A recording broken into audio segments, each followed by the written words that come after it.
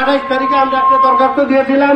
ওনারা বললো আপনারা এলাকায় একটি মানববন্ধন করেন, মানববন্ধন করলে আমাদের জন্য একটু সুবিধা হবে, পরিষ্কার পরিচ্ছন্ন আধুনিক হাটে রূপান্তরিত করা হোক। আসসালামু আলাইকুম। বিএনপির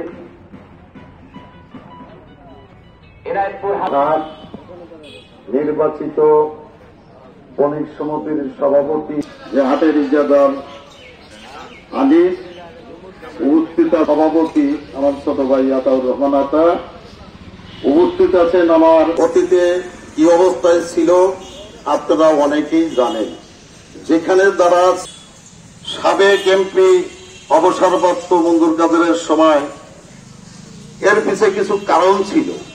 আমাদের পূর্ব এলাকার আমরা তখন এইরকম মানববন্ধন করেই তার কাছে একটি দাবি ছিল, এই নিয়ে আমরা শুরু করি ভারতের কাজ শেষে আমরা তখন এই হাট, আমরা যখন এই হাট সক্রিয় এই হাট ডাকি, এই হাট প্রসারিত হওয়ার পরে সেই হাটের ডাক হইতে রাজস্ব হয় 4.5 কোটি টাকা।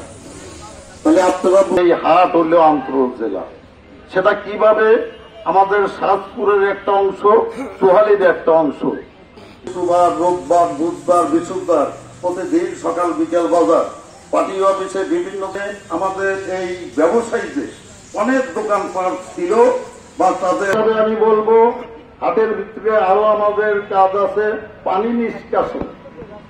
সকল জনগণের উন্নয়ন থাকে সরকারি যে সমস্ত অফিস দপ্তর, আমাদের এলাকা উন্নয়ন হয়, যেমন উপজেলা, পৌরসভা। 1432 বাংলা সনের টেন্ডার বিজ্ঞপ্তির মাধ্যমে জেলা প্রশাসকের কাছ থেকে ইজারাপ্রাপ্ত হই।